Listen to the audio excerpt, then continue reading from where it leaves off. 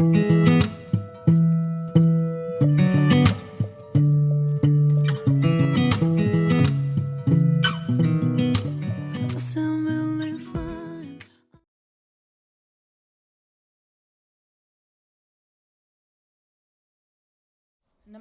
प्यारे बच्चों, टैलेंट में आप सभी का स्वागत है।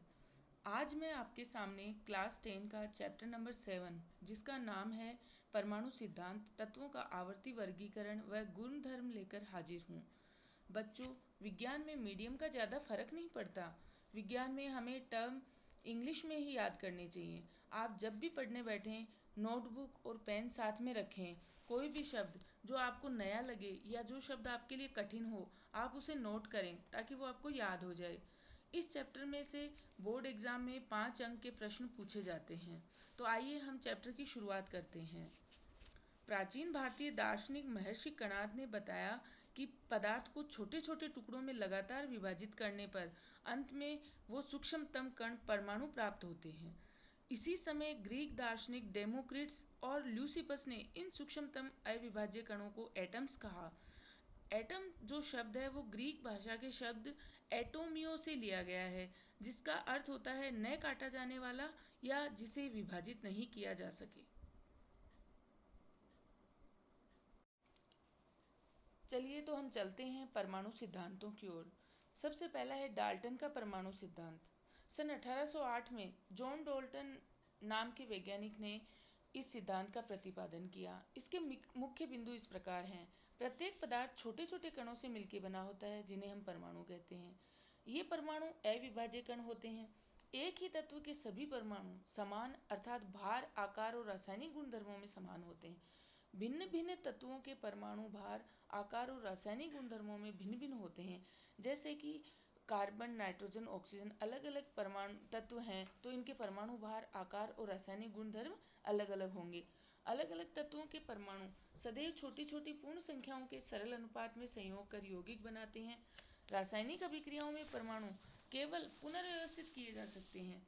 इन्हें रासायनिक अभिक्रिया के द्वारा हम न तो बना जा सकते हैं और न ही इन्हें नष्ट किया जा सकता है। रासायनिक अभिक्रिया में जितने हम परमाणु लेंगे उतने ही उत्पाद के रूप में बनेंगे।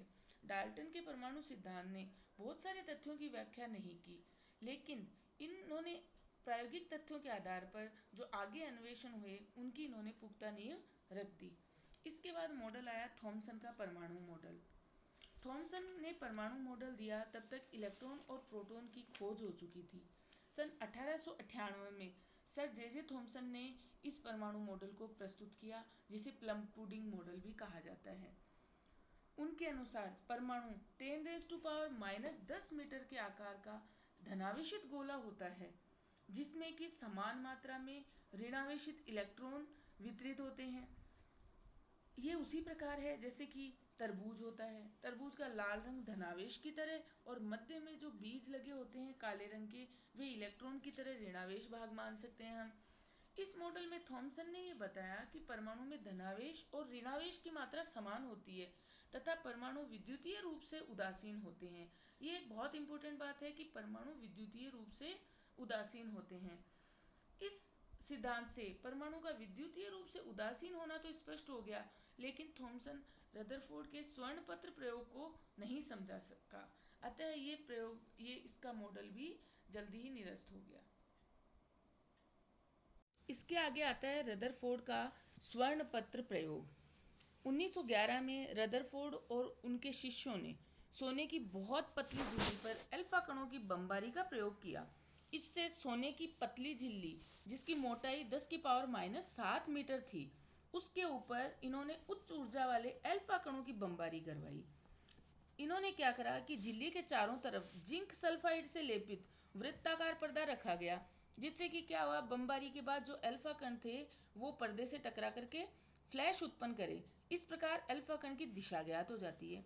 अब आप नीचे चित्र में देख रहे हैं कि हुआ ये कि अधिकांश अल्फा कण सोने की झिल्ली से बिना विक्षेपित हुए सीधे ही निकल गए। बहुत कम अल्फा कण कुछ अंश से विक्षेपित हो गए। 20,000 अल्फा कणों में से एक कण ऐसा था जो 180 डिग्री के कोण से विक्षेपित हो गया। इस प्रयोग से प्रेक्षण रदरफोर्ड के लिए बहुत ही अनपेक्षित थे। उसने ये सोचा नहीं था कि ऐसा हो जाएगा। तो उन्होंने इस प्रयोग के आधार पर ये निष्कर्ष निकाला कि परमाणु का अधिकांश भाग खोखला और आवेशहीन होता है, इसलिए अधिकांश अल्फा कण सीधे निकल गए। परमाणु का संपूर्ण धनावेश और द्रव्यमान उसके मध्य नाभिक में केंद्रित होता है। परमाणु का अधिकांश भाग रिक्त होता है, जिसमें चारों ओर इलेक्ट्रॉन वृत्ताकार पथों में तीव्र गति से घूमते हैं। इन वृत्ताकार पथों को कक्षा कहते हैं। और उन्होंने बताया कि परमाणु विद्युत उदासीन होता है। एक परमाणु में जितने इलेक्ट्रॉन होते हैं उतनी ही संख्या में नाभिक में प्रोटॉन उपस्थित रहते हैं। रदरफोर्ड ने परमाणु का व्यास लगभग 10⁻⁻10 मीटर और नाभिक का व्यास 10⁻⁻15 मीटर बताया। ये हम ऐसे समझ सकते हैं कि जैसे एक फुटबॉल के मैदान में एकदम सेंटर में फुटबॉल रखी हो, तो फुटबॉल का मैदान तो पूरा परमाणु हो गया, और नाभिक आप सोच सकते हो वो जो फुटबॉल है उतने ही आकार का नाभिक है। रदरफोर्ड के इस मॉडल में भी कुछ कमियां आई। इन्होंने एक तो ये रदरफोर्ड परमाणु के स्थायित्व की व्याख्या नहीं कर सका, और दूसरे परमाणु की इलेक्ट्रॉन संरचना को स्पष्ट नहीं कर पाया।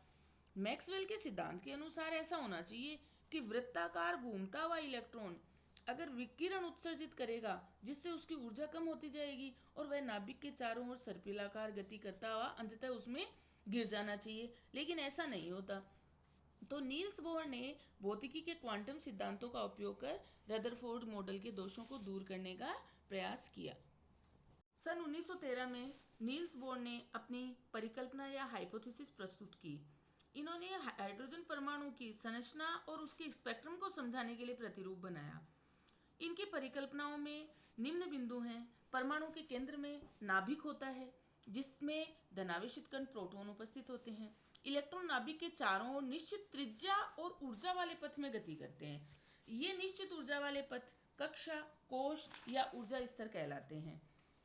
इन्हें हम इंग्लिश में ऑर्बिट या एनर्जी लेवल भी कहते हैं। ये कक्षाएं नाभिक के चारों ओर व्यवस्थित होती हैं, जिन्हें हम n से प्रदर्शित करते हैं। इनका मान हमेशा पूर्णांक 1, 2, 3, 4 एटसेट्रा एटसेट्रा होता है, और या हम इन्हें k, l, m, n से भी प्रदर्शित कर सकते हैं। n का मान बढ़ने के साथ कक्षाएं नाभिक से दूर हो जाती हैं और उनकी ऊर्जा भी बढ़ती जाती है। जैसे n बराबर 1 यानी k कक्षा की ऊर्जा सबसे कम है, और उसके बाद l की ऊर्जा उससे अधिक, m की ऊर्जा उससे अधिक और n की ऊर्जा सबसे अधिक है इस चित्र के अंदर।